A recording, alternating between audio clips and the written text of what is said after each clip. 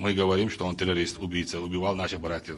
Пусть выдают нам. А уж Васе, значит, мы должны избавляться, как мы можем. Кадыров возрождает традицию кровной мести. Ну, я исхожу из того, что мы с вами общаемся спокойно. И вы мне расскажете, как идет ваша боевая работа. Ни того, ни другого нет, поэтому эти награды будут вручены позже. Путин отдал указ на обстрел Украины из-за праздничного стола. Я думаю, что вам понравится. Россияне украли Деда Мороза. Российский чемпионат по снегуркам стартовал давно, но впервые в нем участвует шаман. В лесу родилась елочка, в лесу она росла, зимой и летом стройная, зеленая была. Вот так. И ведь никто даже не обращает внимания на бесовского Винни-Пуха на заднем плане. Хотя на переднем плане вот эта женщина, глава Лиги безопасного интернета. Но, наверное, только интернет в России и безопасный, потому что больше ничего. К примеру, глава одного из регионов России сегодня официально решил возродить кровную месть. Рамзан Кадыров даже снял об этом видео, в котором он говорит, что если что-то или кто-то посягнет на сотрудника органов, чиновника или туриста, и его нельзя будет найти, то его и никто не будет искать, ведь вот раньше за такое начинали убивать по одному члену семьи. Кадыров предлагает сейчас сделать именно так. Сейчас делать именно так. То есть на законодательном, на государственном уровне возвращается кровная месть. Любой сотрудник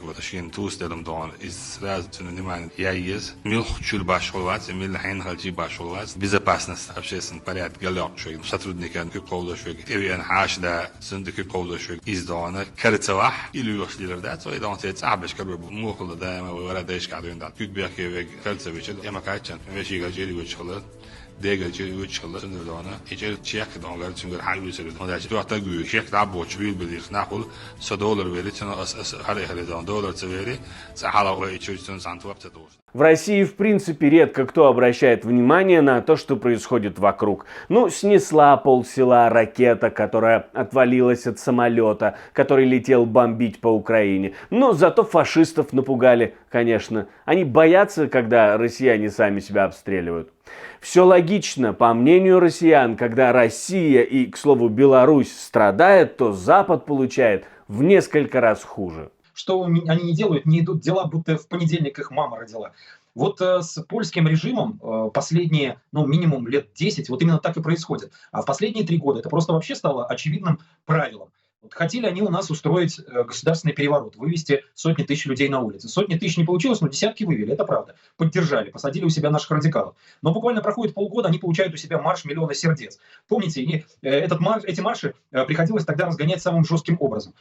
Испугали они нас тут, стращали вагнеровцами, которые, расквартировались в нашей территории, мол, должны были ухудшить криминогенную обстановку в Беларуси, да и не только в Беларуси. Но получили с Украины таких, что сейчас во многих городах идут уже просто бандитские противостояния между польскими радикалами и украинскими радикалами. К слову, Польша поднимает истребители в воздух во время очередного обстрела России Украины. 2 польских и 2 американских F-16 на всякий случай из-за активности российской дальней авиации, теперь, видимо, реакция будет и правда жестче на любой залет. Поднимаются в воздух и на всякий случай патрулируют государственную границу. Поэтому все, что остается россиянам, докладывать. Сегодня это Белгород.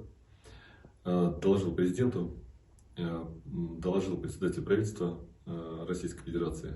Только что завершилось заседание оперативного штаба, где все руководители силовых структур доложили.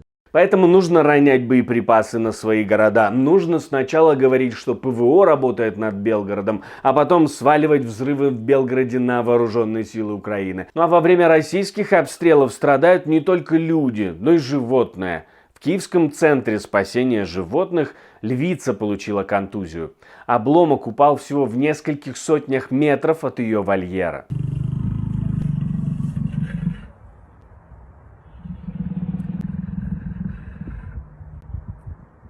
Подоспело объяснение того, что должно было последовать за обстрелом Украины. Ведь обычно после таких шквальных обстрелов должна идти какая-то наземная операция, чтобы было понятно, зачем это все.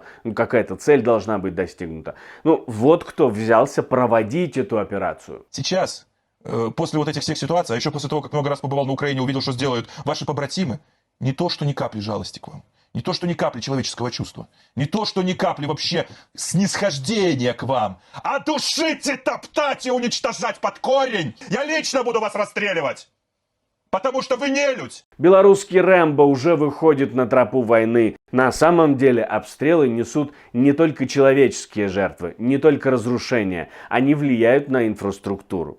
Ведь главной причиной отключения электроэнергии сейчас могут быть нарушения способов ее транспортировки. Это самое слабое звено украинской цепи. Ну так говорят эксперты, по крайней мере.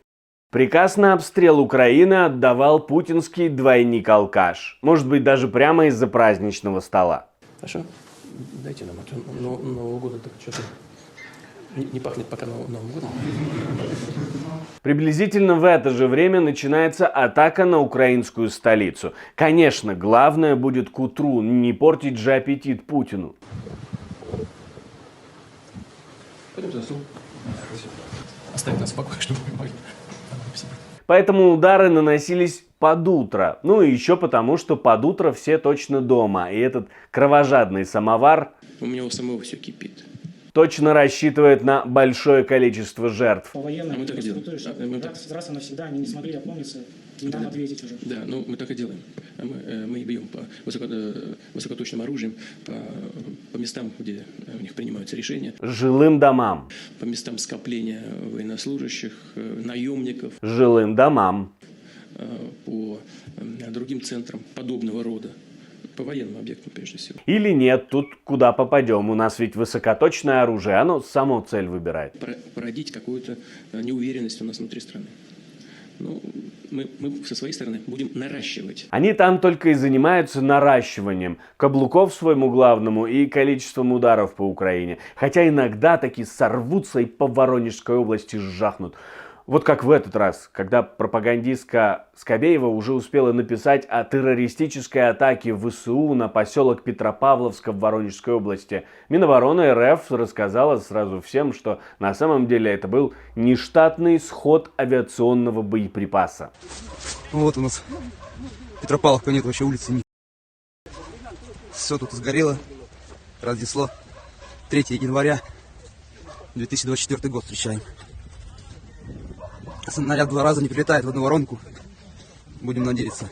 Но во всем все равно виноват злой Запад, который так и не понял истинной сути путинской войны. Настолько не понял, что его выходит объяснить Мария Захарова. От этого, конечно, понятнее не становится, но тем не менее. Чем скорее коллективный Запад, так называемый, осознает, что урегулирование спровоцированного им украинского конфликта возможно только через достижение целей специальной военной операции, тем скорее наступит мир. Как обычно бывает в таких случаях, за непониманием следует угроза. Но угроза такая, вялая, как и спикер. Несмотря на то, что они испокон веков ставят такую задачу разобраться с Россией, мы сами быстрее с ними разберемся, похоже. Почему именно этот двойник? Может, он по росту подходит к этим танкистам, которых собрали в Кремле? Или с остальными что-то случилось? Или вытянул короткую палочку именно этот? Интересно, как проходил кастинг на запись новогоднего обращения Путина.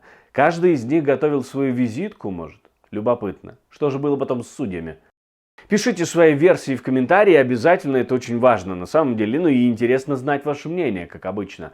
Ставьте лайки, не забывайте подписываться на наш канал и не забывайте оставлять любые реакции. Тогда YouTube видит, что это видео интересно вам и может быть интересно кому-то еще. И показывает это видео кому-то еще. Подписывайтесь на мой канал и на канал 24 и берегите себя.